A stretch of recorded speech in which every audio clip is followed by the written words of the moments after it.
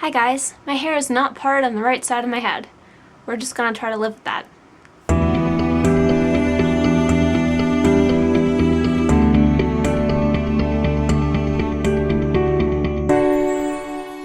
Hey guys, so I am here to do a review of the final book in the Mortal Instruments series, City of Heavenly Fire. I figured that about a week after the release date, pretty much everybody's finished it, so there are going to be a lot of all spoilers in this review. I have a little stack of things here, and I'm going to show you them before I get into my review. So I was lucky enough to get to go to one of Cassie Clare's, or Cassie as I'll call her because we're BFF, one of her events just outside Philly in Westchester. I wanted to show this because it was just really cool. This was our ticket. You know, like usually to an event like that, you get, you know, a ticket stub. This is our ticket. It's made from some kind of glossy, I don't even know, glittery, silvery material. So just the event in general was really fun. I've actually never been to a book signing except for a J.K. Rowling signing, which, as you can probably imagine, was totally different.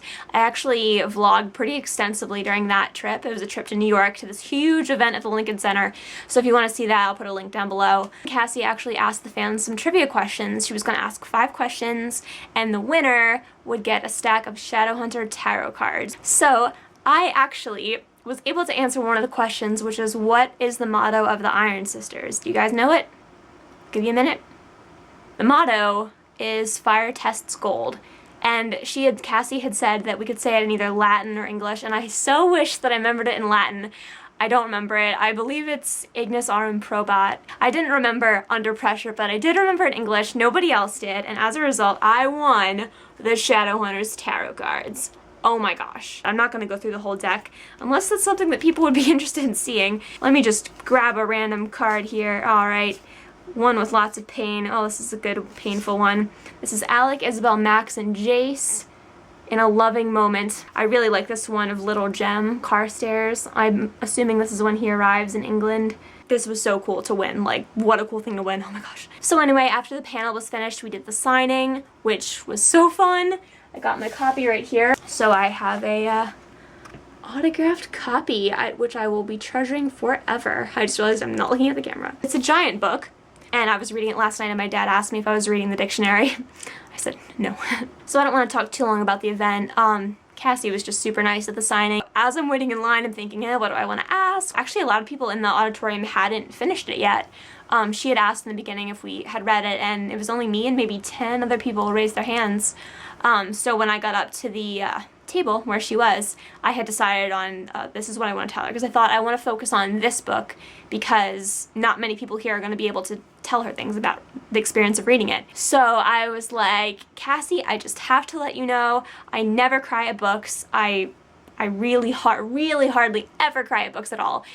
But I sobbed so hard at the scene at the end. She really seemed really appreciative that I had cried, and I assured her that that was a good thing. I wanted to tell her that yes, I was super invested and I was super heartbroken. So let's get into the review now. So when reviewing a 725-page book, I don't really know where to start. Something that I really enjoyed about this book was the way that Emma and Julian and the rest of the Blackthorns et al. Were introduced. Something that I really loved was this transition. The prologue ends with Julian and Emma jumping through the portal, and the final sentence of the prologue is, Julian seized her frantically, wrapping his arms around her. She felt his fingers knot into the back of her shirt as they fell forward into the portal and were swallowed up by the tempest. And then you turn the page to get to part 1, and you've got Jace and Jordan sitting in Central Park. And the first sentence is, picture something calming, the beach in Los Angeles, white sand, crashing blue water, you're strolling along the tide line. And I love that because that is not coincidental that Jordan, who's teaching Jace how to meditate at the time, is using Los Angeles as a metaphor or as a, you know, device to get Jace to calm down, because it's using something that, you know, should be calm, the beach in Los Angeles, and we've just been at the beach in Los Angeles and it was not calm at all. Since I just brought up Jordan, I think that I'm going to talk about him. Again, if you somehow missed that I said this earlier, spoilers, get out of here. If you have not read the book, I mean it, I'll wait for you to leave.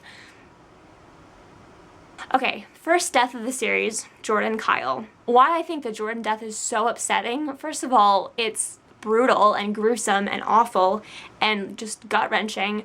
And Maya, who I think is such a sympathetic character, someone you can so feel for because she's in a tough place. She was going to break up with Jordan. I'm saying this like you haven't read the book. You know what happened, but that's so sad because I think that's so realistic in painting their relationship as one that would not have gone on forever, probably, because she was never able to forgive Jordan for what he had done to her, how he turned her, and she was finding it to be a bit more difficult than she thought, and she was kind of playing along because she thought that that's what he wanted. And I think that's so real, and that's so giving a female character the agency to say, no, look, I don't owe you anything. You think that you know, after all this time I should forgive you and this is how it should be, and you think that because you love me everything's fine, but you need to listen to me and look at me and hear me say that I'm not fine. Speaking of gut-wrenching but amazing, I think my favorite scene, arguably, I would say this is probably my favorite scene in the whole series. Pretty much, this is a pretty dire situation. You got Luke and Jocelyn, who are very parental figures. Jocelyn especially is very personally affected by what's going on since it's her damn son wreaking havoc on the world. And Magnus, who is kind of the go-to, you know, warlock who can fix everything and come in magically and just whoop, everything's fine. Those three characters are removed. They are kidnapped, they are kicked out, and did anybody else? There was all this talk about, oh, we're going to the fairy dinner. Oh, we gotta get dressed up and go to the fairy dinner. We gotta go to the Sealy Court. I was just thinking, what the hell are you doing? You know this is not gonna end well. So anyway, my favorite scene, which is what I started to say, it's actually the very beginning of part 2. And I just think this was amazingly done. It's something that I wish I had said to Cassie, because I think it was just like gut-wrenching. I'm gonna keep using that word because it was just a gut-wrenching book. So the 5 characters, I don't remember what they do. They jump through the vortex thing, they walk through it, I don't know, they go through it to get into Edom, and that's the end of part 1. Part 2 opens, and I believe we're Clary's point of view first, and she has found herself in this completely new place, and then she's looking around, and maybe this is not so new. She's in this very green, very beautiful backyard, garden kind of place. Her mom and Luke are there, they're married, and a boy with green eyes walking toward her, and we learn quickly that this is not Sebastian, but Jonathan, as he could have been. Jonathan Morgenstern, I guess we can call him. So it's really the brother that never was, the brother that could have been. In this form of Clary's, you know, reality, Valentine never committed the crimes that he did, and he was a war hero, I think he's described as. So this is Clary with an intact, functional family with no added baggage of, you know, war and corruption and psychopaths. As a reader, I think you realize pretty quickly what's happening, that, okay, you know, this is a demon showing them something that's not real, but so then what is it? The moment that I realized what was happening was Alec. I believe they were in the Hall of Accords, and they were having this big, like, ceremonial dinner and everything, and Robert Lightwood is up there talking about how Alec is an amazing warrior and the best son ever, and you know, he's so proud of Alec and Magnus and their amazing relationship, and that's when I was like, okay, Robert Lightwood's an asshole. He would not say that. Actually, Cassie during the panel called him a dickhead. So I said, okay, this is what Alec wants. This is what he wants more than anything. And then you look at the rest of the scenes and go, okay, yep. I mean, I could talk about each scene. You know why they're all important. After reading all those scenes, which I thought were just, I'm gonna find a different word than gut-wrenching, just very tragic and very, not hard to read, but like, your heart went out to each of these characters as you're reading it, and you're like, God, why can't everything just be happy for them? So finally, just in the interest of time, I'm going to talk about the ending, because I could not possibly talk about every little scene, but the ending with Simon, I thought was so sad. I really cried. I mean, I really, really cried a lot, and it was kind of embarrassing. His relationship with Isabel is something that I really love, and to watch that be torn away, and because I love Isabel because I really relate to her, and because I'm very similar to her in how I deal with romantic relationships and just interpersonal relationships in general, and I really felt for her because I was feeling it almost as myself. Another reason, which I realized a few days after finishing the book, that why that scene hit me so hard is because I was also feeling it a little bit from Clary's point of view, because I've been through the experience before having a relationship as close as Simon and Clary's and watching it slowly drain away and not being able to access those same memories anymore without the kind of pain associated with them.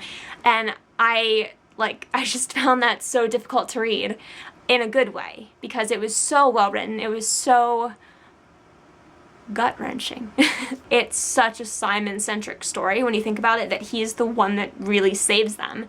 And at great personal cost. Quick side note, forgive me if the camera angle just totally changed because my camera battery died and then the lens fell apart. So I'm just gonna keep moving along like nothing happened. So basically, I'm so glad that Simon played such a crucial role in the story because kind of from the beginning, he really is the underdog, and he's the one who's just a mundane, you know, he's not really anything, and then gradually he has the vampire identity thrust upon him, which he doesn't really want, he never asked for it.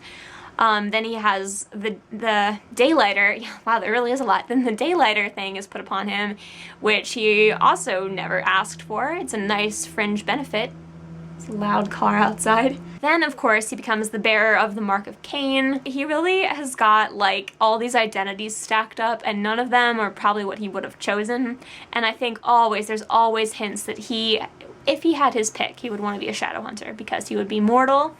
He would be able to be on equal playing field with both Clary and Isabel. I think that his ascension and really becoming an integrated part of Shadowhunter community would be such a beautiful way to wrap up his story because I'm getting emotional because I love Simon. I want to say that I'm okay with the ending, like 100% okay with the epilogue, but there's a part of me that wishes that Simon just would have been left a mundane. You know, it would have been very sad for them to be torn apart, which is what I fully believed that was going to happen when they took his memories. I was like, this is it, it's done. You know, for that to kind of be restored, it just a little bit, just a tiny little bit, I thought it cheapened the severity of that scene where his memories are being wiped or being taken. And maybe when I get to that part in my reread, I'm interested to see how I'll feel. I probably won't be as emotional as the first time because the first time I thought it was permanent. Now I know that not really. But yeah, so mixed feelings about the epilogue. I felt the epilogue kind of dragged, but it just felt a little bit too, like, I can't even explain it, too good to be true. And one thing that I will say that I loved about the epilogue, and I guess you could say the story in general, is that Magnus and Alec were never made, what's the word, on equal levels of mortality. I felt like that, can you imagine if on top of Simon's memories starting to come back and Jace surviving the Heavenly Fire and everything else, and then all of a sudden, oh, Magnus is now mortal. Like, that would have been so, you can't do that. So I think that was keeping it very real within the Shadowhunter universe. There are just a few things still dangling in the air.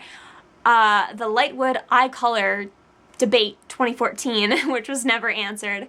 I would like to think that means that the fact that Isabel has dark brown, almost black eyes is insignificant. There was a big theory, in case you didn't know, going around claiming that perhaps Isabel was Valentine's daughter because she's the only Lightwood to have the dark eyes. Sometimes an eye color is just an eye color. Who's excited for Dark Artifices? Because I am so excited. I think Cassie did such a good job of making us care about Emma and Julian, especially because it's heart-wrenching, not gut-wrenching that time, because you can already see that Emma is really wary about becoming parabatai with Julian. I think that there were very strong hints that Emma was only entering into that parabatai bond relationship as a way of keeping her and Julian together, which I think is a huge decision for a 12-year-old orphan to have to make. And I think that they made the right decision, but I think that they're going to face the consequences of that decision later, and I think that was an awesome introduction. So let me know what you thought about the book. If you want to see any of these tarot cards in more detail, let me know, and I've been tweeting people some pictures of them because I guess not all of them have been released online, so some people have been asking me, like, what's the 5 of Stellaires? So if you want to see if a specific character is in the deck, maybe your favorite character or pairing or something, pretty much everybody is in this in various different couplings. So if you want to see a specific card, just tweet me at Kara Oswald, and I will take a picture for you so you can see what it looks like. Thanks for watching, guys!